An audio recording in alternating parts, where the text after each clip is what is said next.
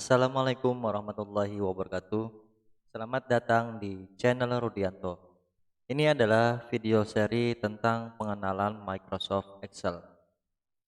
Pada kesempatan ini, saya akan menjelaskan tentang pengertian sel dengan rank dan perbedaan baris dan kolom di Microsoft Excel. Sebelum kita mulai, di video kali ini, jangan lupa rekan-rekan untuk subscribe, like, komentar, dan share video ini apabila bermanfaat. Oke rekan-rekan, kita mulai saja. Di sini saya sudah mempersiapkan materi tentang pengertian sel di Microsoft Excel. Oke, sebagai pengantar, seperti biasa, di video sebelumnya kita sudah mengenal perbedaan workbook dan worksheet pada Microsoft Excel. Pada tutorial Excel kali ini, kita akan mempelajari tentang pengertian sel, pengertian rank, serta menjelaskan tentang pengertian dan perbedaan antara baris dan kolom atau row dan kolom pada Microsoft Excel. Tutorial ini dibuat untuk rekan-rekan yang memang benar-benar baru mengenal Microsoft Excel. Untuk rekan-rekan yang sudah mengenal penggunaan Microsoft Excel, bisa rekan-rekan skip video ini. Oke rekan-rekan, lanjut ke slide berikutnya.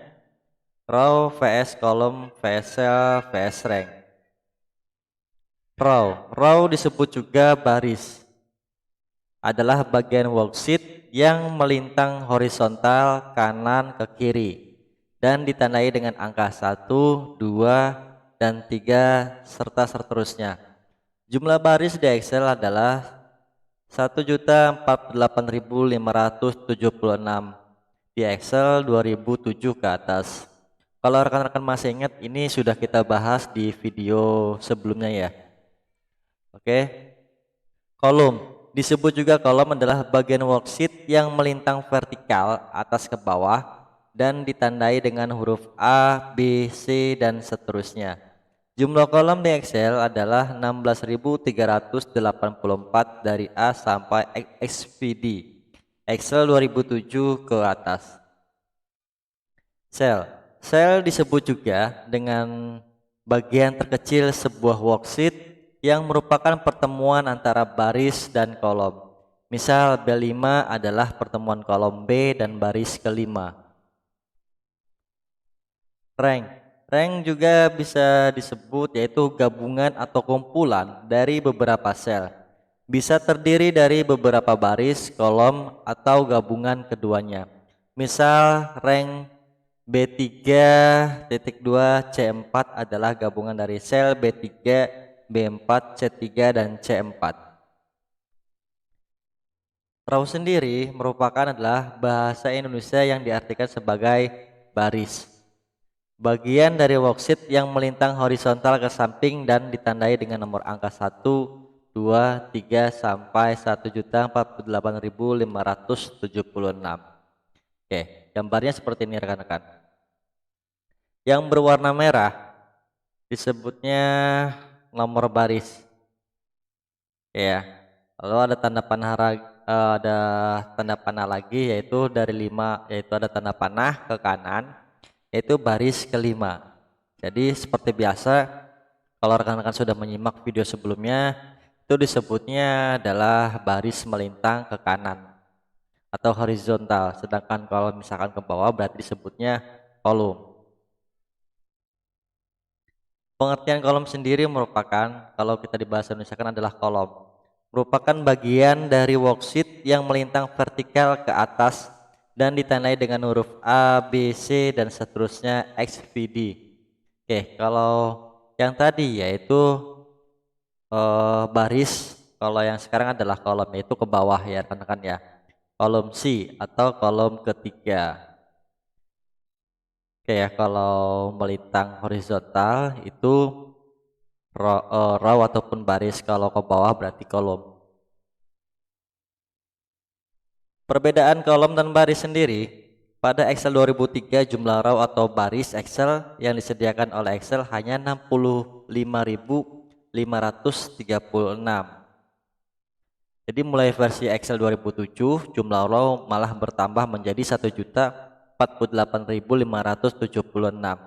Angka terakhir pada bagian bawah worksheet sebelah kiri menunjukkan jumlah baris yang disediakan oleh Microsoft Excel.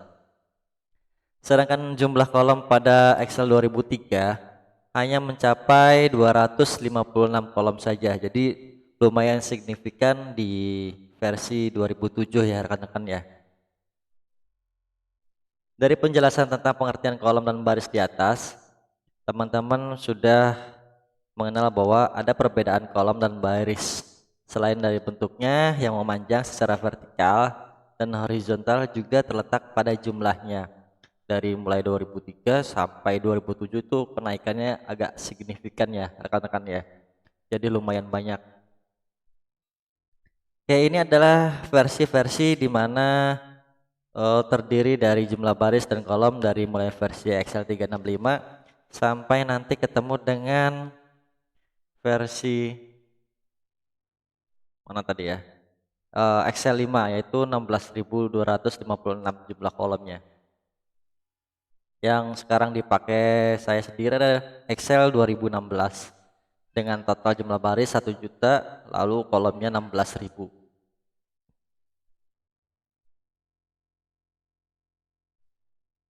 Oke, selanjutnya adalah pengertian sel pada Microsoft Excel. Sel sendiri merupakan sebuah kotak kecil pada worksheet yang merupakan titik pertemuan antar kolom dan row. Jadi pertemuan antara baris dan kolom disebut dengan sel dalam istilah bahasa Indonesia. Sebuah sel Excel biasanya diberi nama atau alamat sesuai dengan nama kolom dan nomor barisnya. Misalnya, titik pertemuan antara kolom C dan baris nomor 5 disebut dengan sel 5.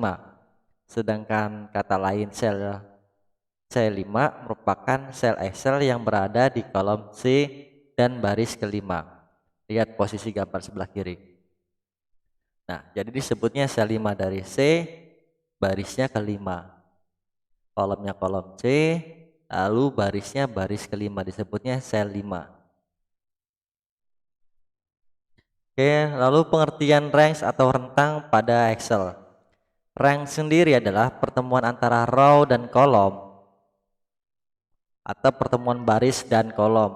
Maka range atau dalam istilah bahasa Indonesia diartikan sebagai rentang atau kumpulan dari beberapa sel pada Microsoft Excel.